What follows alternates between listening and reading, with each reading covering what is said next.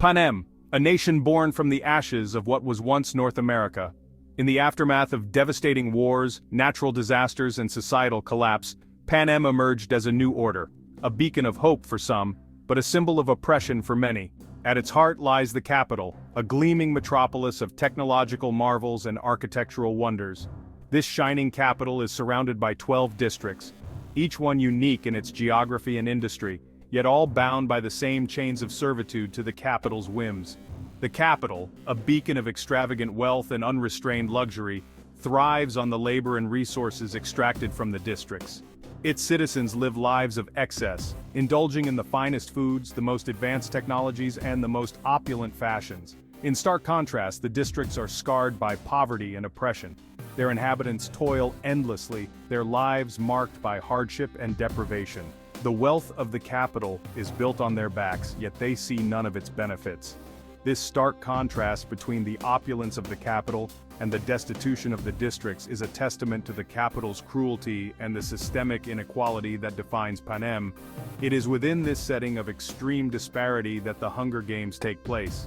Each district is specialized in a specific industry, providing the capital with everything it needs to maintain its lavish lifestyle. From agriculture to technology, from textiles to mining, the districts are the lifeblood of the capital's economy. District 12, the home of Katniss Everdeen, bears the burden of coal mining. The men and women of this district spend their days in the dark, dangerous mines, extracting the coal that powers the capital's endless consumption. The coal dust that coats their lives is a constant reminder of their hardship and the stark contrast to the capital's opulence. Their town is grimy and run down, a far cry from the gleaming towers of the capital.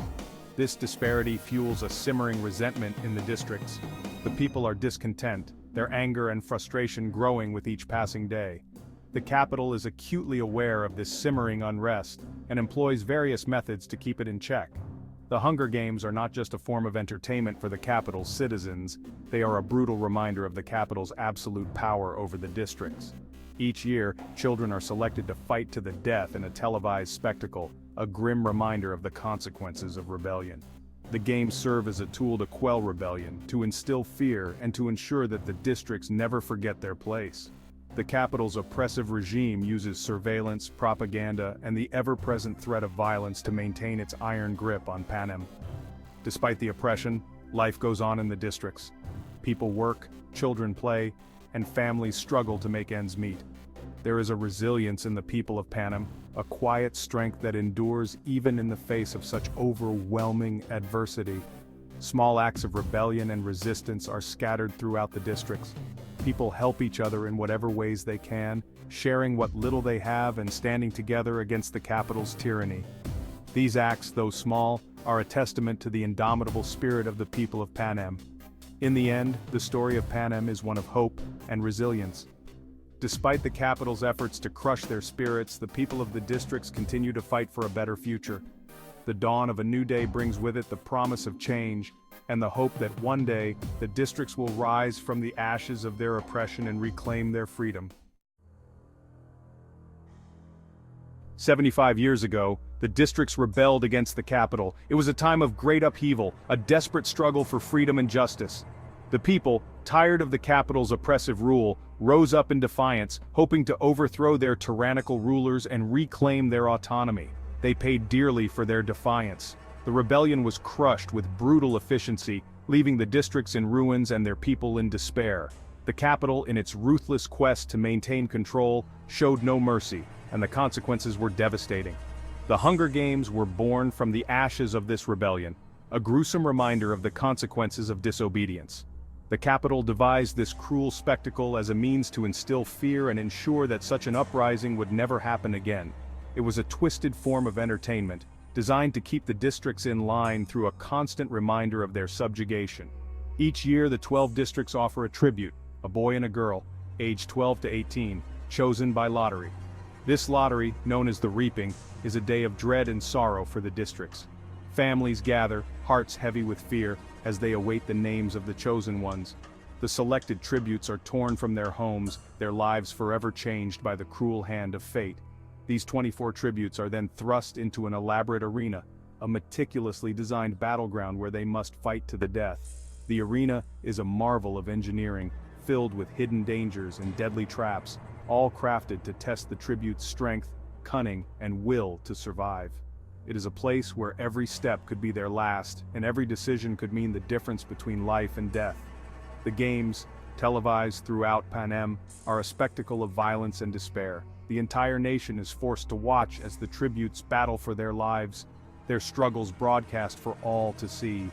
The capital ensures that every moment of the games is captured, every act of brutality and every cry of pain, turning the suffering of the tributes into a form of twisted entertainment. The capital watches with morbid fascination as children kill or are killed, all for their amusement. The citizens of the capital, detached from the harsh realities of the districts, view the games as a thrilling spectacle, a chance to indulge in their darkest desires. They cheer for their favorite tributes, reveling in the bloodshed and chaos, oblivious to the true horror of what they are witnessing. They bet on the tributes, celebrating their victories and reveling in their suffering. The games have become a perverse form of gambling, with capital citizens placing bets on who will survive and who will fall. The lives of the tributes are reduced to mere numbers, their pain and suffering turned into a currency for the capital's amusement. The games are a horrifying display of the capital's power, a stark reminder to the districts of their helplessness. The capital's iron grip on Panem is unyielding, and the games serve as a constant reminder of their dominance. The districts are left with no choice but to comply, their spirits crushed under the weight of the capital's oppressive rule. Survival is the only goal in the Hunger Games. The tributes must rely on their wits, their strength, and their instincts to navigate the treacherous arena. Every moment is a fight for survival, every decision a matter of life and death. The games strip away their humanity, reducing them to mere animals, driven by the primal urge to survive. Alliances are forged and broken, friendships tested, and humanity sacrificed in the desperate scramble for survival. The tributes form alliances, hoping to increase their chances of survival, but trust is a rare commodity in the arena. Betrayal is always a possibility, and the bonds formed in the heat of battle are often shattered by the harsh reality of the games. Only one can emerge victorious. The ultimate goal of the Hunger Games is to be the last tribute standing, to outlast and outfight all others. The victor is celebrated, their triumph a testament to their strength and resilience, but the cost of victory is immeasurable. The scars of the games run deep, leaving the victor forever changed by the horrors they have endured. The victor becomes a symbol of hope for their district, a reminder that even in the face of overwhelming odds, survival is possible.